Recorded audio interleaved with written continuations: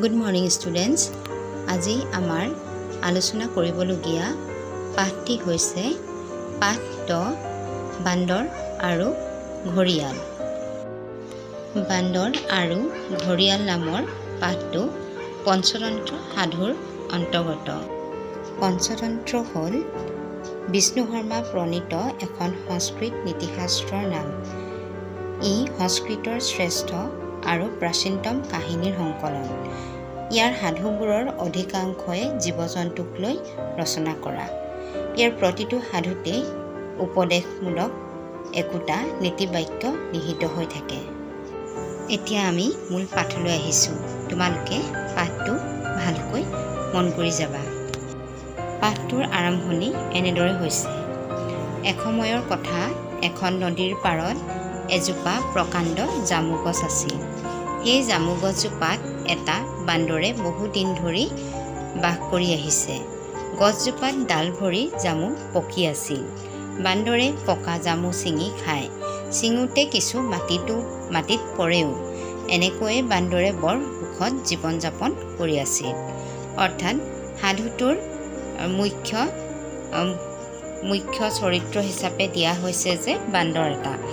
সেই বান্দৰটোক কেন্দ্ৰ কৰিয়ে কোৱা হৈছে যে এখন নদীৰ পাৰত এজোপা ডাঙৰ জামু গছ আছিল, যিজোপা জামু গছৰ পৰা সেই বান্দৰটোৱে প্ৰত্যেক দিনাখনে জামু খাই, মিঠা মিঠা জামু খাই তাৰ নিজৰ জীৱনটো বৰ সুখেৰে যাপন কৰি আছিল।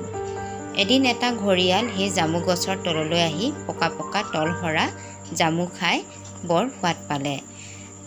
বান্দৰটোৱে যেতিয়া জামু খাই থাকে, সেইখিনি সময়তে কিছুমান পকা জামু তলত সৰি পৰে।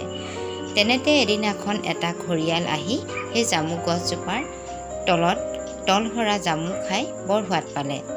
ওপৰলৈ চাই দেখিলে বান্দৰে মুখ ভৰাই জামু খাই আছে। তল সৰা জামুকেইটা খাই থাকোঁতেই ঘৰিয়ালটোৱে হঠাৎ ওপৰলৈ চালে আৰু ওপৰলৈ চাওঁতে দেখিলে যে বান্দৰটোৱে মুখখন ভৰাই লৈ জামু খাই আছে। তাৰ লোভৰ পানী পৰিবলৈ ধৰিলে আৰু লগে লগে সেই ঘৰিয়ালটোৰ জামুখিনিৰ প্ৰতি লোভ লাগিল। বান্দৰে তললৈ চাই ঘৰিয়ালক দেখি ভয় ভয় ভাৱ আঁতৰ কৰি ক'লে, বন্ধু, মই বৰ আনন্দ পাইছোঁ যে তুমি আজি এই গছৰ তললৈ আহিছা।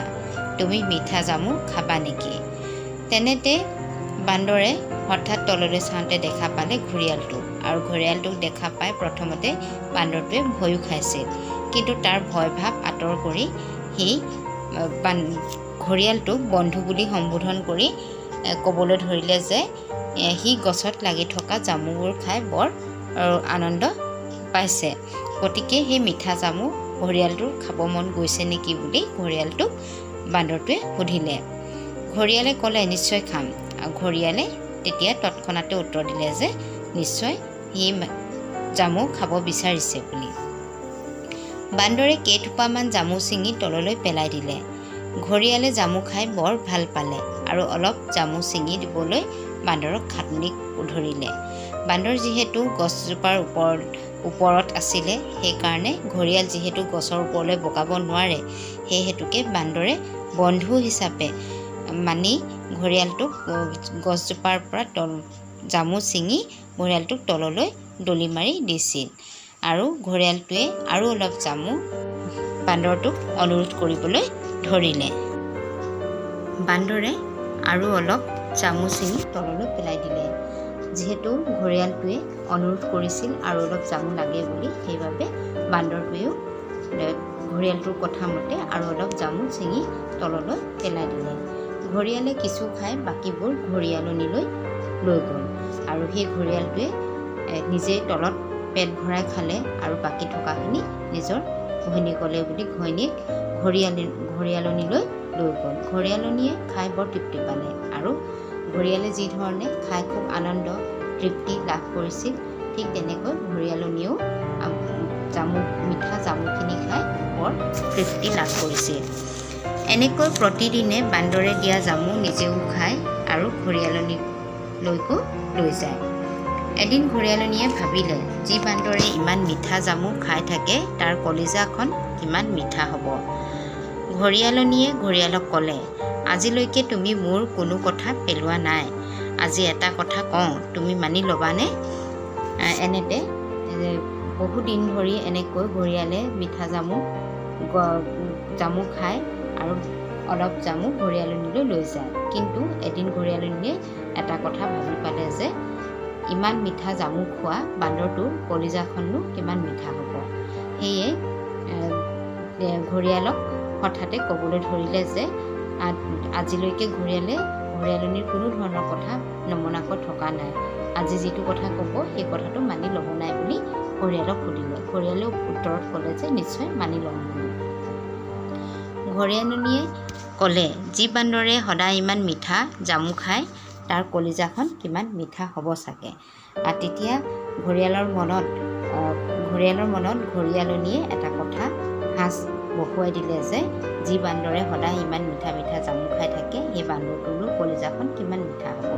তাৰমানে সেই মিঠা কলিজাখন খাবলৈ কিমান ভাল লাগিব সেই কথা ঘৰিয়ালনীয়ে ঘৰিয়ালক মগজত ভৰাই দিছে। মই তাৰ মিঠা কলিজাখন খাবলৈ বিচাৰিছোঁ। অৰ্থাৎ ঘৰিয়ালনীয়ে ঘৰিয়ালক দাবী কৰা দি কৈছে যে সেই মিঠা জামু খোৱা বান্দৰটোৰ মিঠা কলিজাখন তাই খাব বিচাৰিছে বুলি। মোৰ ওচৰলৈ তাইক লৈ আহিবানে?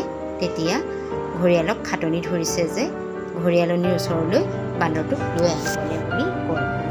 ঘৰিয়ালে প্ৰথমে আপত্তি কৰিছিল যদিও পিছত আনিবলৈ মান্তি হ'ল। অৱশ্যে প্ৰথম অৱস্থাত ঘৰিয়ালটোৱে কথাষাৰ মানি ল'বলৈ টান পাইছিল, আপত্তি দৰ্শাইছিল, কিন্তু পাছ মুহূৰ্ততে মানিবলৈ বাধ্য হ'ল। ঘৰিয়াল বান্দৰৰ ওচৰ পাই ক'লে আৰু লগে লগে ঘৰিয়ালটোৱে বান্দৰটোৰ ওচৰলৈ গ'ল আৰু এনেদৰে ক'বলৈ ধৰিলে, বন্ধু, আমাৰ ঘৰিয়ালনীয়ে আজি দুপৰীয়া সাজ ভোজনৰ বাবে তোমাক নিমন্ত্ৰণ কৰিছে। দয়া কৰি মোৰ লগত ওলোৱা। নদীৰ মাজৰ সৌ দ্বীপটোতে আমি দুয়ো থাকোঁ। তুমি মোৰ পিঠিতে উঠা, মই তালৈ লৈ যাম, আকৌ ইয়াত থৈ যামহি। তেতিয়া ঘৰিয়ালে এটা উপায় ভাবি ক'লে যে বন্ধু হিচাপে সম্বোধন কৰি বান্দৰক ক'লে যে ঘৰিয়ালনীয়ে বান্দৰটোক দুপৰীয়া ভোজনলৈ নিমন্ত্ৰণ কৰিছে আৰু সেইবাবে তাহাঁতৰ ওচৰলৈ বান্দৰটোক নিবলৈ যাব লাগে বুলি ক'লে। আৰু লগে লগে ক'লে যে বান্দৰটো ঘৰিয়ালটোৱে নিজৰ পিঠিত উঠাই লৈ যাব আৰু উভতাই আকৌ সেই গছজোপাৰ তলত থৈ যাব বুলিও কৈ নিবলৈ নিমন্ত্ৰণ জনালে। বান্দৰ ঘৰিয়ালৰ পিঠিত উঠিল। মাছ পানী পাই ঘৰিয়ালে টুলুং ভুটুং কৰিবলৈ ধৰিলে। বান্দৰে ভয় খাই ক'লে, বন্ধু, তুমি এইবোৰ কি কৰিছা? মই এতিয়া পানীত ডুবি মৰিম। তেতিয়া ঘৰিয়ালে লাহে লাহে নিজৰ ৰং দেখাবলৈ ধৰিলে। যেতিয়া নদীৰ মাজৰ পানীখিনি পাইছেগৈ, পানীখিনি পাওঁতে ঘৰিয়ালটোৱে খুব লৰচৰ কৰি দিছে, একা বেকা হৈ দিছে যাতে বান্দৰটোৱে ভয় খায়। আৰু লগে লগে বান্দৰটোৱে ভয় খাইছে। ভয় খাই ঘৰিয়ালক বন্ধু বুলি সম্বোধন কৰি কৈছে যে তেনে কিয় কৰিছে। তেনে কৰাৰ লগে লগে বান্দৰটো যে পানীত ডুবি যাব সেই কথাও ঘৰিয়ালটোৰ আগত প্ৰকাশ কৰিছে। ঘৰিয়ালে তেতিয়া ক'লে, আচলতে ঘৰিয়ালনীয়ে জামু খাই খাই মিঠা হোৱা তোমাৰ কলিজাখন খাবলৈ বিচাৰিছে, সেইকাৰণে তোমাক লৈ আহিছোঁ। আৰু লগে লগে ঘৰিয়ালটোৱে কিন্তু সঁচা কথাটো বান্দৰটোক কৈ পেলালে যে মিঠা জামু খাই খাই মিঠা হোৱা বান্দৰটোৰ কলিজাখন খাবলৈ ঘৰিয়ালনীয়ে বিচাৰিছে আৰু সেইকাৰণে ঘৰিয়ালনীৰ ওচৰলৈ বান্দৰটোক লৈ গৈছে বুলি। বান্দৰে তৎক্ষণাৎ কথাটো বুজি পাই ক'লে, বন্ধু, তুমি মোক এই কথা আগতে নকলা কিয়? আমি বান্দৰবোৰে কলিজা লগত লৈ নুফুৰোঁ নহয়, জামু গছৰ খুৰুঙতে কলিজাখন থৈ আহিছোঁ। এতিয়া উলটি ব'লা, মই মিঠা কলিজাখন লৈ আহোঁগৈ। তেনেতে বান্দৰে ঘৰিয়ালৰ কথা শুনি তৎক্ষণাৎ মগজত পাং পাতি ক'লে যে কথাটো কেনেকৈ সেই ঘৰিয়ালনীৰ পৰা বাচিব পাৰি সেই কথাটো ভাবি বান্দৰটোৱে ঘৰিয়ালক ক'বলৈ ধৰিলে যে বান্দৰে কেতিয়াও কলিজাখন লগত লৈ নুফুৰে। কলিজাখন সেই জামু গছজোপাৰ তলতে থৈ আহিছে আৰু পুনৰ সেই মিঠা কলিজাখন লৈ আহিবলৈ বুলি ঘৰিয়ালটোক আকৌ ঘূৰাই লৈ যাবলৈ কৈছে। ঘৰিয়ালে বান্দৰৰ কথা বিশ্বাস কৰি উলটি গৈ নদীৰ পাৰ পালেগৈ। ঘৰিয়ালটো সহজ সৰলভাৱে বান্দৰটোৰ কথা বিশ্বাস কৰি নদী পাৰলৈ পুনৰ নদী পাৰ পালেগৈ য'ত বান্দৰটো আগৰ পৰা থাকে। বান্দৰে একে জাপে গছৰ ওপৰলৈ পাই ক'লে আৰু লগে লগে নদী পাৰ পোৱাৰ লগে লগে বান্দৰটোৱে একে জাপ মাৰি গছৰ ওপৰলৈ গ'ল আৰু গছৰ ওপৰৰ পৰাই কৈছে যে মূৰ্খ ঘৰিয়াল, ক'ৰবাত শুনিছানে কলিজা গাৰ পৰা নিলগ কৰি গছৰ খুৰুঙত থৈ অহাৰ কথা।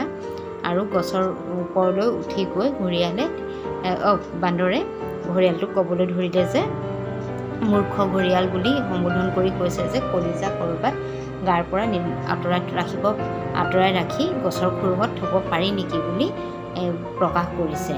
ঘৰিয়ালে নিজৰ মূৰ্খামিৰ কথা তেতিয়াহে বুজিলে আৰু তেতিয়াহে লগে লগে ঘৰিয়ালে যে কি মূৰ্খামিৰ কথা ভাবি এই বান্দৰটোক নদী পাৰলৈ লৈ আহিছিল সেই কথাষাৰ তেতিয়াহে ভাবি পালে। পাঠটিয়ে প্ৰকৃততে ইয়াকে বুজালে যে যেনে কৰ্ম তেনে ফল, অৰ্থাৎ যিয়ে যি ধৰণৰ কাম কৰে তেনেধৰণৰে প্ৰতিফল লাভ কৰে। পাঠটিত ঘৰিয়ালটোৱে শেষত বান্দৰৰ যি বন্ধুত্ব আছিল, বান্দৰৰ লগত যিটো বন্ধুত্ব সম্পৰ্ক গঢ়ি তুলিছিল সেই সম্পৰ্কৰ পৰাও বিচ্ছেদ হ'বলগীয়া হ'ল। লগতে নিতৌ যি সুস্বাদ লগা মিঠা জামুক খাবলৈ পাইছিল সেয়াৰ পৰাও বঞ্চিত হ'ল। মানুহৰ ক্ষেত্ৰতো কেতিয়াবা এনে দশা হোৱা সাধাৰণতে দেখা যায়। পাঠটিৰ মূল কথা ইমানেই। Thank U.